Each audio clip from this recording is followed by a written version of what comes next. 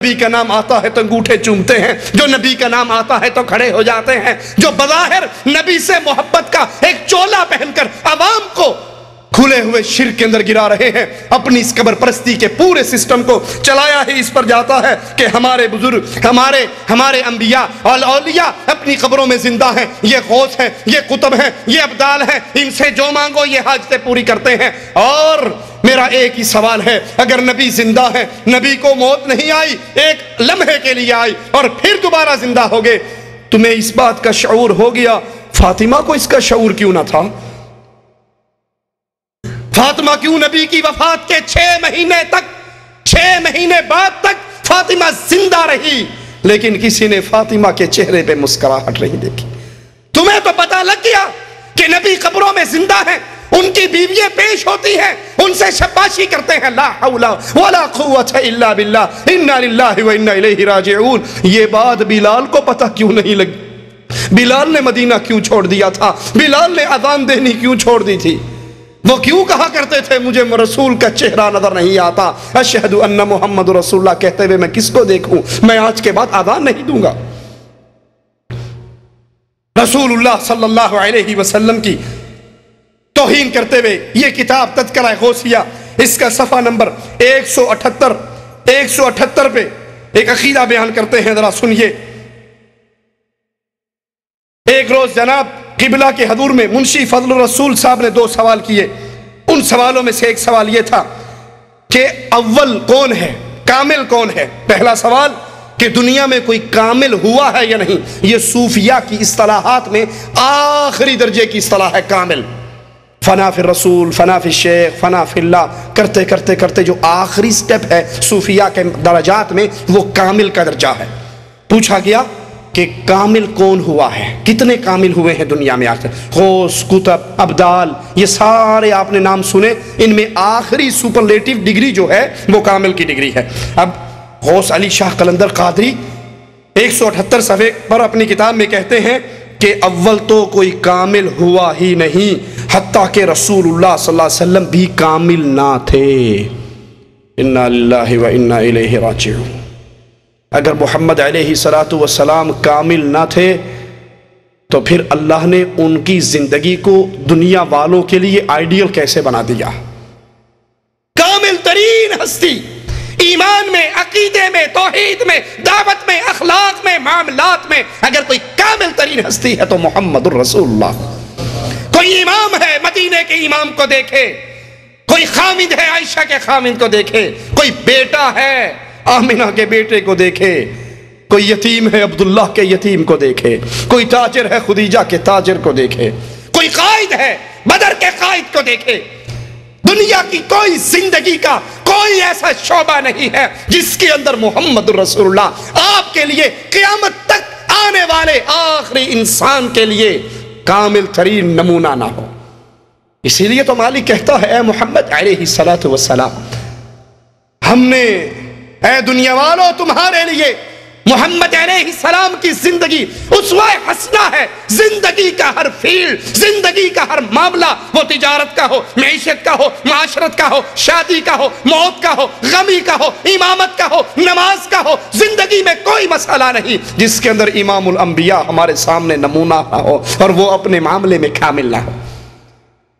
نبی کی اتنی بڑی توہین کہ نبی بھی کامل نہیں ہوئے، صوفیہ میں کوئی کامل کے سٹیج پر نہیں پہنچا، حتیٰ کہ رسول اللہ بھی کامل نہیں۔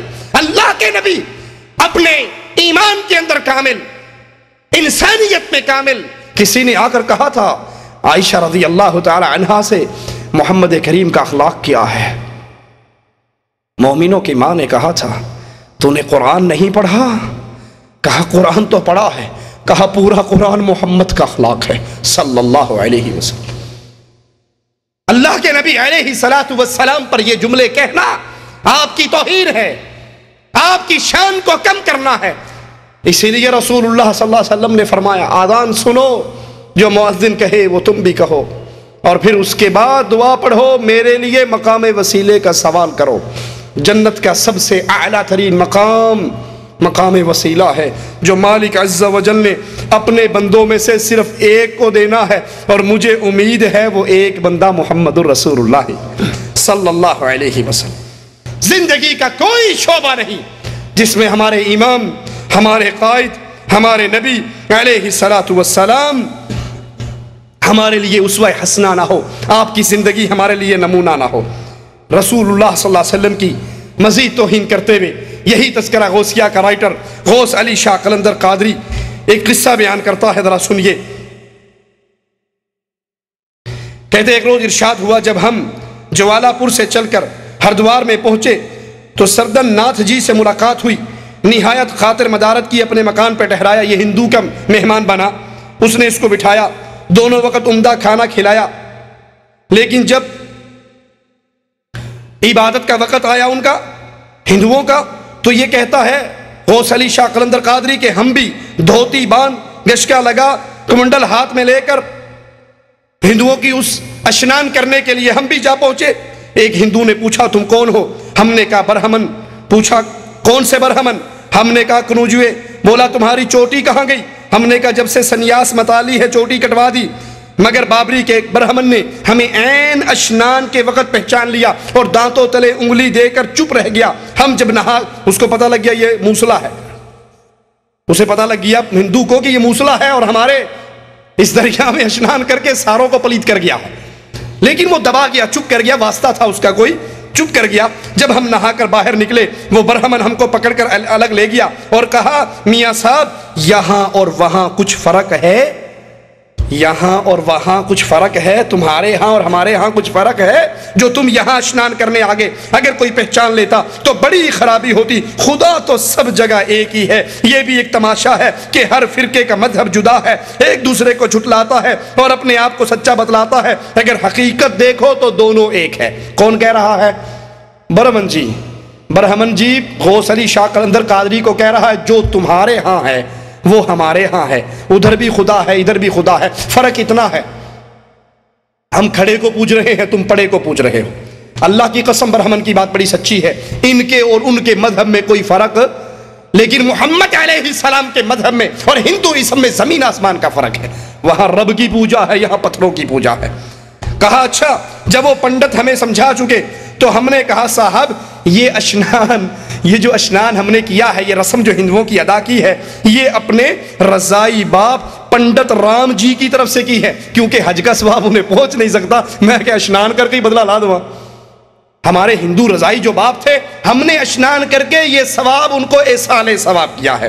کہا خیر ہم یہ اشنان کر چکے، جب رات کو سوئے، اب دیکھیے اللہ کے نبی علیہ السلام کی توہین یہ ظالم کتنی جرت سے کرتا ہے۔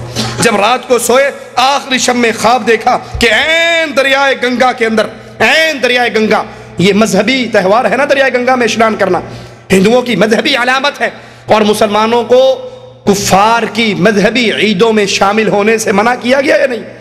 من تشبہ بقوم فہو منہم۔ کہا کہ جب عین رات ہوئی دریائے گنگا کے اندر، ایک طرف دیکھتا ہوں کہ محمد رسول اللہ صلی اللہ علیہ وسلم اور آپ کے پورے صحابہ کرام تشریف فرما ہے، محفل سجی ہوئی ہے دریائے گنگا میں، رسول اللہ ہیں، آپ کے صحابہ ہیں۔ دوسری طرف دیکھتا ہوں مہاراج سری کرشن جی اپنے رفیقوں کے درمیان موجود ہیں، ایک طرف نبی کا سٹیج لگا ہوا اور ایک طرف ہندوؤں کے رہنما سری کرشن جی کا سٹیج لگا ہوا، اور ایک محفل جمی۔ کرشن جی نے رسول اللہ صلی اللہ علیہ وسلم سے کہا کہ آپ ان کو پیر غوث علی شاہ قلندر کو سمجھائیے کہ یہ ہماری دریا میں آ کر اشنان کرتے ہیں۔ تو اللہ کے نبی صلی اللہ علیہ وسلم نے نعوذ باللہ ثم نعوذ باللہ اس ہندو سے کہا، اس مہاراج سے کہا کہ جناب مہاراج آپ ہی ان کو سمجھائیے، ہم نہیں سمجھاتے، آپ ہی سمجھائیے۔ تو مہاراج نے مجھ کو بلایا اور کہا سنو برخوردار، تمہارے ہاں کیا کچھ ہے نہیں جو دوسروں کے ہاں ڈھونڈتے ہو، ہم سارے ایک ہی منزل کی طرف، جنت کی طرف جا رہے ہیں اور راستے جدا جدا ہیں۔ اب اللہ کے نبی اور کرشن جی دونوں دریائے گنگا میں موجود ہیں، یہ ایک ہندو کہتا ہے نبی کو اپنے مرید کو سمجھاؤ یہ ہمارے میلے میں کیوں آتا ہے؟ نعوذ باللہ نبی نے اسی ہندو سے کہا کہ میں نہیں سمجھاتا، تو خود اس کو سمجھا۔ تو کہا کہ یہ راستے جدا جدا ہیں، ہندو بھی جنت کے راستے پہ جا رہا ہے، مسلمان بھی جنت کے راستے پہ جا رہا ہے۔ اور اللہ کے نبی نعوذ باللہ اس کفر کو سن کر پھر خاموش رہے، حالانکہ محمد کریم صلی اللہ علیہ وسلم نے تو فرمایا تھا اگر کوئی یہودی، اگر کوئی عیسائی اس دھرتی پہ زندہ ہے اور میری نبوت کا سنتا ہے اور مجھ پہ ایمان نہیں لے کر آتا تو وہ سیدھا جہنم کے اندر جاتا۔ اپنے اپنے اس جھوٹے خواب کو ثابت کرنے کے لیے رسول اللہ صلی اللہ علیہ وسلم اور ہندوؤں کے کرشن جی کو ایک دریا میں اکٹھا کر کے اللہ کے نبی علیہ الصلوۃ والسلام کی توہین کرتا ہے، حالانکہ نبی کریم صلی اللہ علیہ وسلم وہ عظیم ترین ذات ہے کہ نبی کی نبوت کے اعلان کے بعد کائنات میں کوئی دین نہیں ہے جس دین کو قبول کرنے والا جنت میں جا سکے۔ یریدون لیطفئوا نور اللہ بافواہہم واللہ متم نورہ ولو کرہ الکافرون هو الذی ارسل رسولہ بالہدی ودین الحق لیظہرہ علی الدین کلہ۔ نبی کا دین تو آیا ہی اس لیے ہے کائنات کا ہر دین مٹ جائے اور محمد کا دین غالب آ جائے۔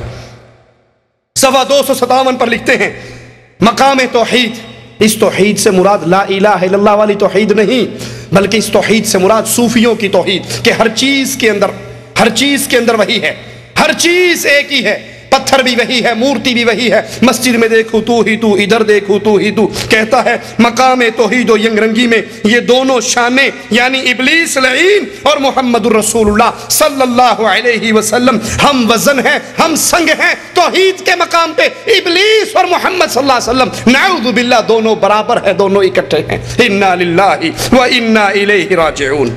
یہ اللہ کے نبی علیہ الصلوۃ والسلام کی توہین ہے کہ شیطان لعین کو اللہ کے نبی علیہ الصلوۃ والسلام کو دونوں کو ایک مقام دیا جا رہا ہے کہ جو شیطان لعین ہے مقام توحید کے اندر وہی رسول اللہ صلی اللہ علیہ وسلم ہے۔ لا حول ولا قوت الا باللہ۔